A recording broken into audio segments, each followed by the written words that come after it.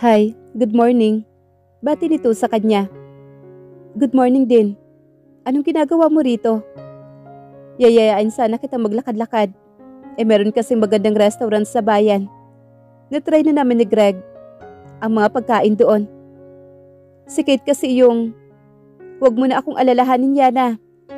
Medyo wala rin kasi sa mood ako mamasyal. Mabuti na nga lang at dumating si Nick." Singit naman ni Kate sa kanya, sabay kindat sa kanya. Pinandilatan naman niya ito ng mga mata. Mali ito kung iniisip nitong interesado sa kanya si Nick. Hindi nito alam ang buong istorya. So wala na palang problema. Naipagpaalam na rin kita kay Aling Remedios. Wala na siyang nagawa kundi ang sumama rito. May dala itong sasakyan na marahil ay hiniram nito kay Greg. Una silang pumunta sa lumang simbahan sa bayan. Bumili rin sila ng ilang souvenirs. Pagkatapos ay dinala siya nito sa restaurant at sinasabi nito. Pagkatapos mananghalian, ay muli silang naglakad-lakad. Hawak ni Nick ang kamera niya, panay ang kuha nito sa kanya. "Tumigil ka na nga, Nick. Nasasayang lang yung film sa kakakuha mo sa akin." Natatawang sabi niya. Isa pa ay pinagtitinginan sila ng mga tao sa ginagawa nito. "Walang masasayang na film, basta ikaw ang kukuhanan. Dahil, you're beautiful, honey." Nakangiting sabi pa nito. "And don't mind the people. They are admiring you. Kaya sila tumitingin sa'yo." Nang may madaanan silang nagtitinda ng ice cream ay bumili ito ng dalawa. Kinain nila iyon habang nakaupo sa gilid ng daan. Walang masyadong sasakyan sa kinaroroonan nila. Iniwan nila ang kotseng dala ni Nick sa parking area ng restaurant na kinakainan nila at ibinili na lamang sa gwardya. "Stop it, Nick." Saway naman niya rito nang kuhanan na naman siya nito habang abala siya sa pagkain ng ice cream. "Ano kaya kung ipadala ko ito sa Time Magazine? Itong kuha ko sa'yo. Baka maging cover pa niyan." Biro naman ito sa kanya. "Return to the sender ang mangyayari sa'yo niyan. Wait, nakita mo?" Tukoy naman niya sa issue ng Time Magazine na na-feature ang pagkapanalo niya. "Yap, I had a copy." Hindi maalis ang tingin ni kay Yana. Sa unang pagkakataon na kasama niya ito. They hadn't talked about the past. Basta nag-i-enjoy lang sila ng company ng isa't isa. At nagugustuhan niya. Parang na mga oras na iyon ay kayang-kaya na niyang maabot si Yana. Na walang pumapagit ng masasakit na salita sa kanila. Wala na siyang ibang pinangarap kundi ang makasama ito. Tulad ng mga oras na iyon. Natanggapin siya nito bilang kaibigan. At eventually, matutunang mahalin. Kung sana ay may tapang siyang ipakita rito. Kung gaano niya ito kamahal. Kung sana ay kaya niyang kalimutan na minsan ay ipinamukha nito sa kanya kung gaano siya kababa at kaliit. Sana ay hindi siya matakot. "Why?" Tanong niya na kay Nick na mapansin niyang matamang nakatitig ito sa kanya. Parang malayong malayo na ang narating ng isip nito. Napansin niya ang pagsalit-salit ng iba't ibang uri ng emosyon sa mukha nito. Naroong lumalambot ang ekspresyon ng mukha nito na para bang fascinated sa kanya. Pagkatapos ay may munting ngiti na sumusungaw sa mga labi nito na parang may naalalang isang magandang bagay. Pero maya-maya ay nagbabago na naman ang anyo nito. Kumunot ang noo nito at nagsalubong ang mga kilay. Pagkatapos ay lumungkot ang mga mata nito. "Is there something wrong, Nick?" "Ha? Ang lalim ng iniisip mo." Sabi na lang niya rito. Pero ang totoo, hindi maalis sa isip niya ang nabanaagan niyang galit at sakit sa mga mata nito habang nakatitig ito sa kanya. Masakit isipin kapag tumitingin ito sa kanya ay nagdudulot iyon ng lungkot dito. "Pasensya ka na. May bigla lang ako naalala. Medyo papadilim na. Mabuti pa kaya'y ihatid na kita." Pagkuway ay sabi naman ito sa kanya. Habang pabalik sila sa bahay ni Kate, ay wala silang imikan sa loob ng sasakyan. She wanted to break the silence between them, but she couldn't find the words to say. She knew something happened back there. Kung ano man iyon, ay mapakiramdam siyang may kinalaman siya roon. Inihinto nito ang kotse sa tapat ng bahay ni Kate, pero kahit pinatay na nito ang makina, ay nanatili pa rin silang hindi kumikilos sa kanilang kinauupuan. "Sorry." Maya-maya ay sabi nito. Marahan ngayon na ang tamang oras para mapag-usapan nila ang nangyari ilang taon na nakakaraan. Huli na ba ang lahat para humingi ng sorry, Nick? Mahinang tanong naman niya rito. Yana, halata ang pagkagulat sa anyo nito. Kung ano ang nangyari sa gabi ng prom ko, I wanted to explain. Pero wala akong maisip na dahilan para i-justify yon. Well, honestly, marami akong naisip, but they always come down to one thing, and that's I'm sorry. Pinangiliran naman siya ng mga luha sa mga mata. You don't have to say sorry for the things you believe in. He really believed that I meant it, but I didn't mean it. Please, don't say anything, Yana. Just don't. Kung pwede nga lang sana niyang sabihin ang totoong dahilan kung bakit nasabi niya ito na masasakit na salita. Pero hindi pwede. Ayaw niyang malaman nito ang totoong damdamin niya para dito. Maya-maya ay unti-unti nang bumaba ang mga labi nito. He's going to kiss me? Nagpapanik na sigaw ng utak niya. Kaya ba niyang tanggapin ang halik nito? Gayong alam niyang si Cassie ang mahal nito. Kaya ba niyang magkunwaring ayos lamang sa kanya iyon? Maliit na lamang ang distansyang tatawirin ng mga labi nito patungo sa mga labi niya nang iiwas niya ang kanyang mukha rito. Natigilan naman ito. Mariin munang pumikit bago inalayo ang mukha sa kanya. Hindi niya maintindihan kung bakit punong-puno ng pagdaramdam ang mga mata nito. Lumabas na siya ng kotse at dali-daling pumasok sa loob ng bahay ni Kate. 1 linggo na buhat nang makabalik si Yana sa Maynila. 1 linggo na rin niyang hindi nakikita si Nick. 2 beses na silang lumabas ni Ryan. Buhat nang dumating siya. Maging dito ay hindi nakaligtas ang pananamlay niya. Paano nga ba niya ito matututunang mahalin? Gayong iisa lang naman ang kilala ng puso niya. Iisang pangalan lamang ang kaya niyang bigkasin. At kay Nick lamang iyon. Tinawagan siya ni Cassie at sinabi nitong sa bahay na lamang daw nito siya maghapunan. Dahil malulungkot na naman siya kapag umuwi na maaga. Kaya pinaunlakan niya ang imbitasyon nito. Tinutulungan niya si Cassie sa paghahanda sa hapag. Nang bumungad naman sa dining room si Joey. Hindi ito nag-iisa. Kasama nito si Nick. Nagtagpo ang mga mata nila ng binata. At siya ang una nag-iwas ng tingin dito. Okay, let's eat. Anunsyo naman ni Cassie. Naupo na silang apat at nagsimulang kumain.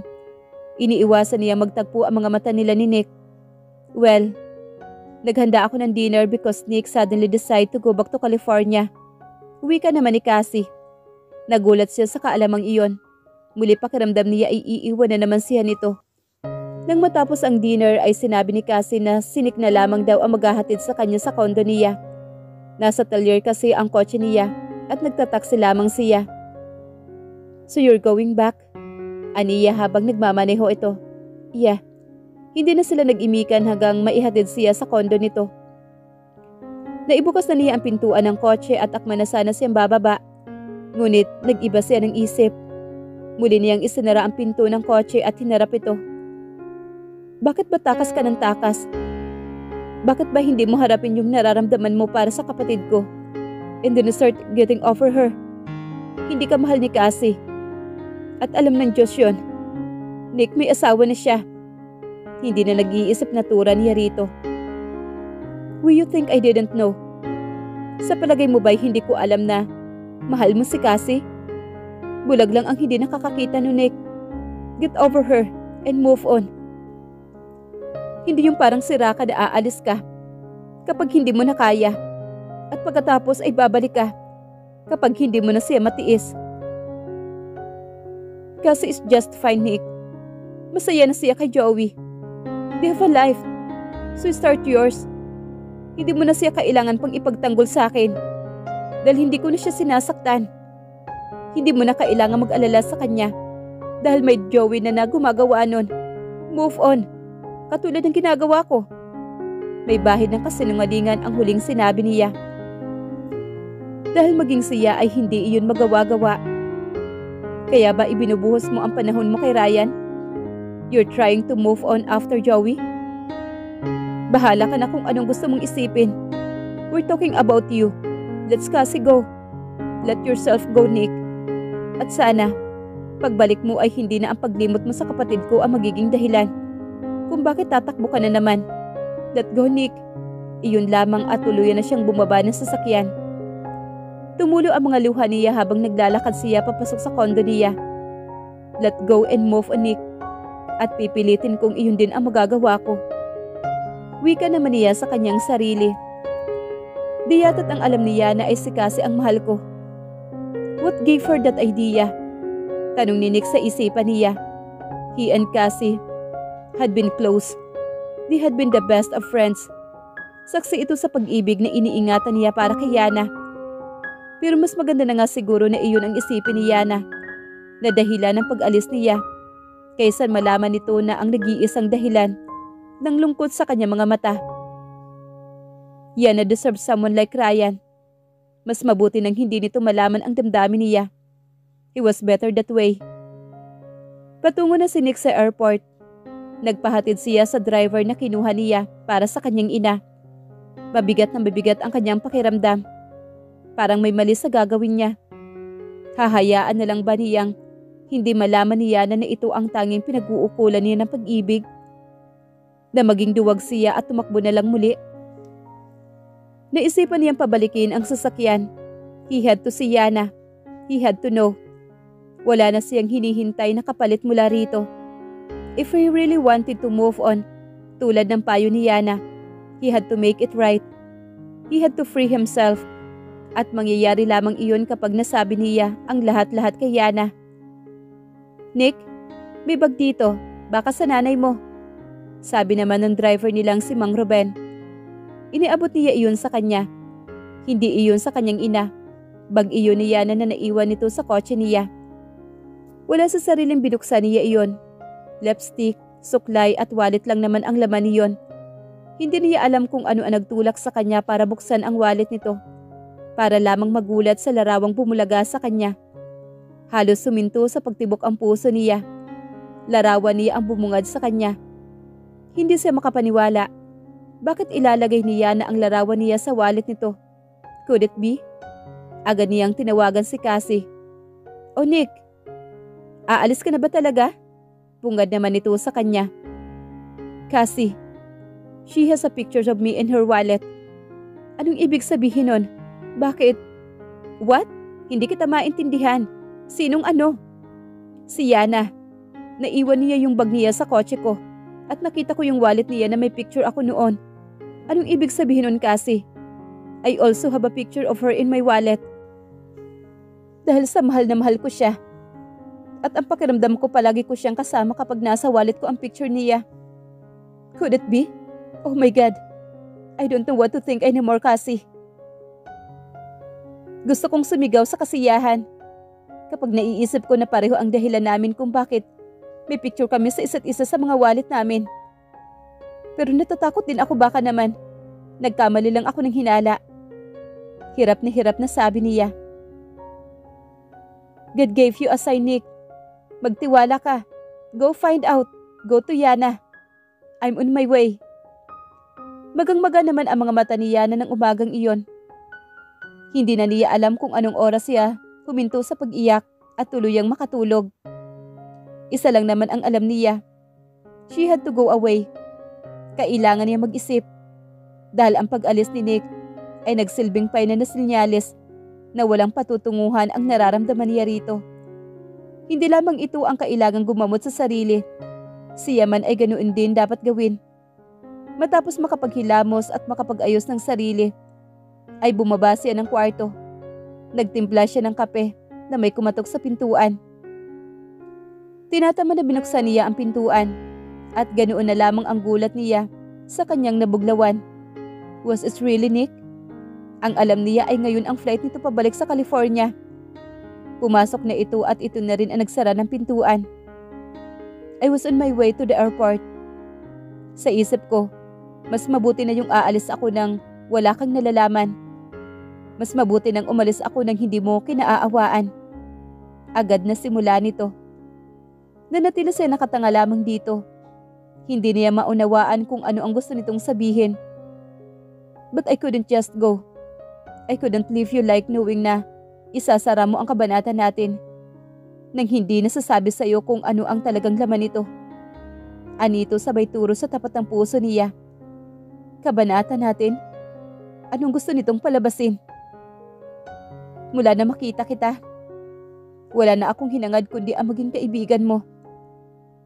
Hindi mo alam kung gaano ako kasaya nang una mo akong tingitian. Hindi pa ganap ng maipaliwanag ng batang puso ko. Pero kakaibang saya ang nararamdaman ko nang umiyak ka na nagsusumbong sa akin ng sama ng loob mo sa daddy mo. Nang dumating si Cassie, halos madurog ang puso ko na makita ko sa mga mata mo ang sakit sa pag-aakala mong ipinagpalit kita sa kanya. Ilang beses kong tinangkang magpaliwanag sa'yo.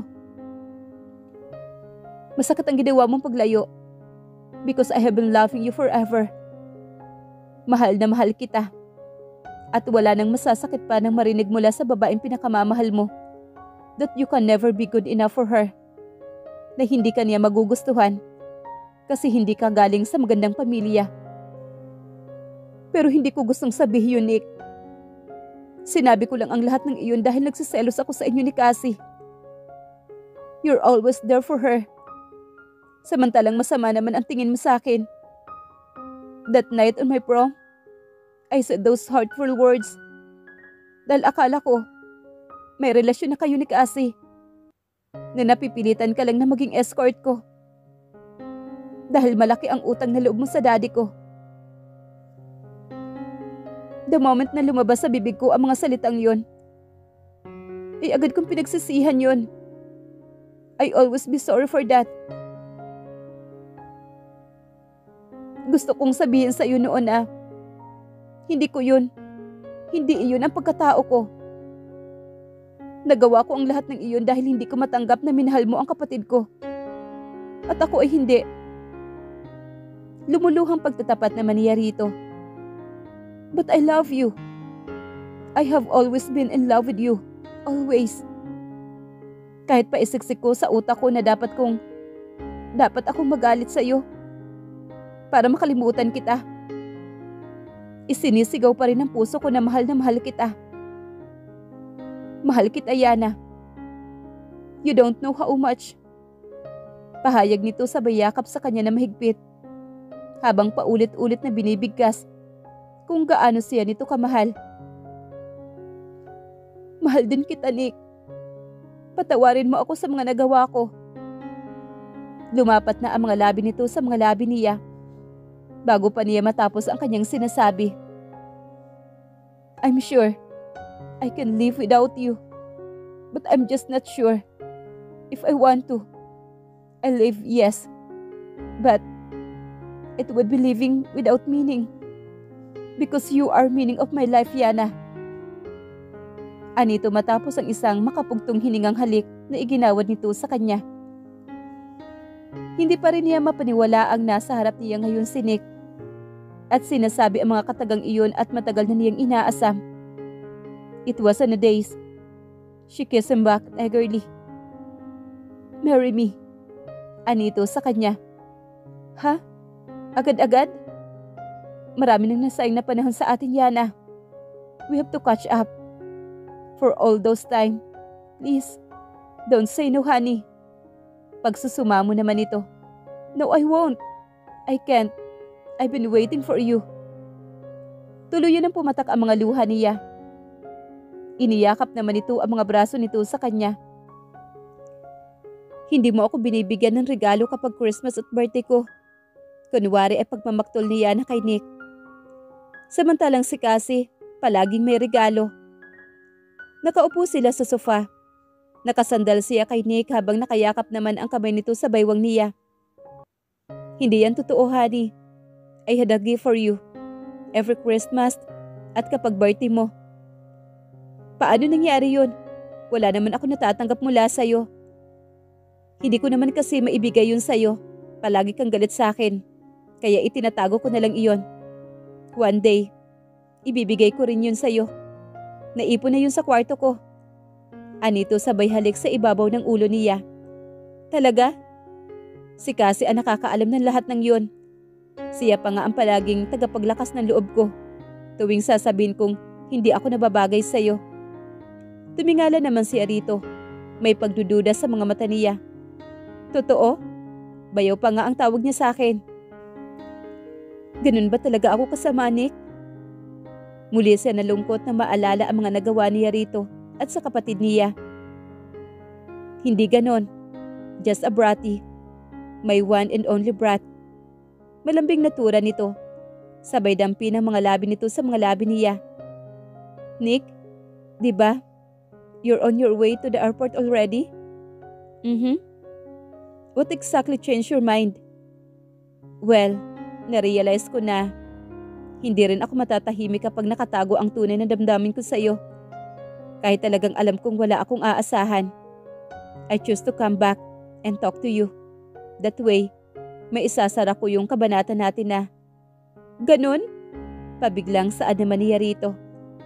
Umalis siya sa pagkakasandal dito at nanlalaki ang mga matang hinarap niya ito. Just like that?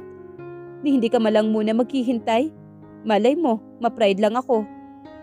Juliana, anito naman, sabay pitik ng marahan sa ilong niya. Aren't you listening? Isasara ko lang ang kabanata natin kapag nasiguro kong wala ka nang pagtingin sa akin. At saka teka, okay naman tayo ah. Tumatawang tugo naman ito. So talagang narealize mo na hindi mo kayang umalis nang hindi nagtatapat sa akin. Yes, and a little help from your bag. Bag? Yup. What bag? Wait, kukunin ko lang. Lumabas ito sandali at pagbalik nito ay may bitbit na ito. That's my bag. Bulalas naman ni Yana. Naiwan mo ito sa kotse ko. On my way to the airport, nakita ko to. Paliwanag naman niya rito. Hindi niya iyon namalayan. Sa sobra kasing depresyon na nadarama niya, ay hindi na niya iyon napagtuunan ng pansin. Binuksan nito ang bag niya at inilabas mula roon ang wallet niya. Napasinghap naman siya na matanto kung ano ang kaugnayan ng wallet na iyon. Ngayon ay alam na niya kung ano ang tinutukoy nito. Natulong na nakuha nito mula sa kanyang bag. Binuksan nito ang wallet niya at iniharap sa kanya ang nakalagay roon na larawan nito. You have my pictures in your wallet? Nanuruksong tura naman ito. Pakiramdam niya ay umakyat ang lahat ng dugo niya sa kanyang mukha. Matagal mo na pala akong pinagdanasaan at wala pa akong kaalam-alam. Ngiting-ngiting sabi pa nito. Ang kapal mo. Porke ba may pictures ka riyan ay may gusto na ako sa'yo? Nakalabing sabi naman niya. Sunod-sunod na halakhak ang pinakawalan nito. Honey, that can only be the reason. Ganon. Kaya dahil dyan, ay nagkukumahog ka namang nagpunta rito. Nakahalukip-kip na tugo naman niya rito. Siyempre naman, may assurance na kaya madali na sa'yo ang magtapat sa akin. Nakairap ang dagdag niya rito. Hindi yan totoo. Tanggi naman ito. Kaya ka lang pala bumalik ay dahil sa picture na yan. Nakakainis ka, Nick. Aniya at umakmang lalayo rito. Agad siyang kinabig nito at mabilis na inihiga sa sofa. Panay ang piglas niya kaya pareho silang bumagsak sa sahig. Natahimik siya na magtama ang mga mata nila. Maya-maya pa ay muling ipinagkaloob sa kanya ang isang nakakaliyong halik. Hindi na niya alam kung gaano katagal nilang pinagsaluhan iyon. Hinabol pa niya ang mga labi nito nang humiwalay iyon sa kanya. Natatawang muli siyang hinalikan nito. So impatient. Anito nang kailangan nilang sumagap ng hangin. Parang malulunod siya sa tingin na iyon ni Nick, na ngayon ay nobyo na niya. Hindi niya alintana ang bigat nito na nakadagan sa kanyang katawan. I love you. Mabining tura nito. Bago ko pa man nakita ang pictures ko sa wallet mo, nakapagpasya na akong puntahan ka. So hindi iyon ang pangunahing dahilan kung bakit ako bumalik at nagtapat sa iyo. Although hindi ko itatanggi na malaki ang naitulong niyon para lumakas ang loob ko. Paliwanag naman niya rito. Tell me you love me again. Pakiusap niya rito. I love you, Yana. I love you, I love you, I love you. Sunod-sunod na sabi nito, kasabay ng sunod-sunod din paghalik sa buong mukha niya. I have something to show you. Anito matapos siyang alalayang makabangon at makaupo sila. Inilabas nito ang wallet nito at inabot iyon sa kanya. Bakit? Maang na tanong naman niya rito. Buksan mo. Utos naman ito sa kanya. Ganoon na lamang ang pagkamangha niya nang makita roon ang larawan niya. Kinalkal pa niya ang pitaka nito, kaya natuklasan niyang hindi lang pala iisa, kundi 5 ang larawan niyang nakasiksik doon. Naluluhang napatingin naman si Rito. See, I told you, love is the only reason kung bakit ko iniingatan sa pitaka ko ang larawan mo. At iyon din agad ang naisip kong dahilan nang makita ko ang pictures ko sa wallet mo. Agad siyang yumakap dito at tuluyan ng napaluha siya. Iningatan ko yung pictures mo sa wallet ko dahil iyon lamang ang tanging paraan para mawala ang pangungulila ko sa iyo. Madamdamin na sabi nito. Kahit sa pamamagitan mo lang nun ay mabawasan kahit kaunti ang pangungulila ko sa iyo. Ganon din ako, honey. Dahil doon ko lang nasasabi sa akin na darating ang araw na masasabi ko sa iyo kung gaano kita kamahal. Humihikbing tugon naman ito. Every time na aalis ako at sasakay ng eroplano, ay hindi mawaglit-waglit sa isip ko na iiwan kita. And every time na makita kitang umaalis, sinasabi ko sa sarili ko na palagi mo na lang akong iniiwanan, na hindi ako mahalaga sa iyo. Kaya napakadali para sa iyong iwan ako. Kung alam mo lang, Yana, kung gaano kahirap sa akin ang sumakay sa eroplano nang hindi ka kasama. Kung alam mo lang.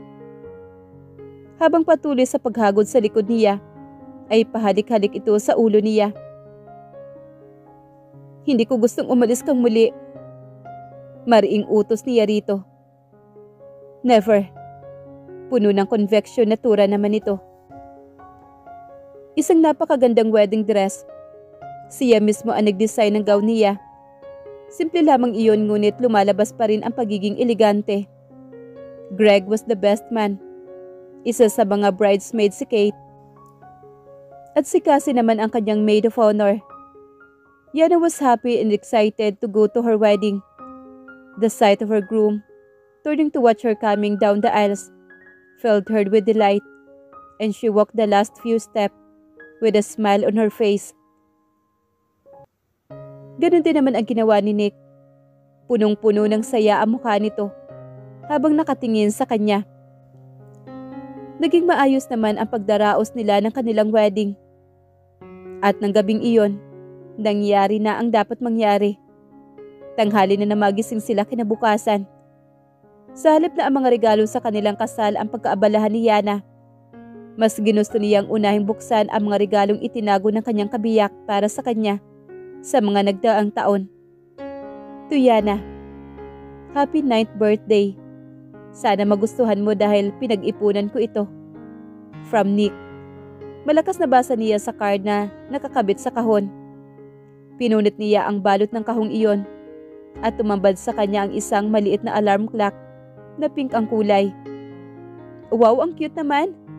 Alam mo pala ang paborito kong kulay. Kahit noon pa. Aniya kay Nick habang tuwang-tuwang pinapanood siya. Siyempre, ako pa. Pagmamayabang naman ito. Pareho sila nakasalampak sa sahig ng hotel room na iyon na ipinareserba nito. Bawat regalong nabubuksan niya ay nakakatanggap siya ng halik mula rito. Ang pasampung regalo niya ay isang card. Hindi iyon binili kundi gawa lamang nito. Medyo gupit kasi ako ng mga panahong yan. Paliwanag na maninik sa kanya. Maganda iyon. Maganda pa ang pagkaka-lettering ng mga salitang iyon. Sinimulan niyang basahin ng malakas ang isinulat nito para sa kanya. Bago pa niya natapos ang pagbabasa ay pinangiliran na siya ng luha. Garalgal na ang tinig niya habang binabasa ang huling 2 linya. Pag-uway tuluyang bumagsak ang mga luha niya. Agad siyang yumakap dito. Honey, hindi ko gustong umiiyak ka. Pag-aalo naman ni Nick sa kanya. Ngayon niya lalong napatunayan kung gaano siya nito kamahal. I'm so sorry.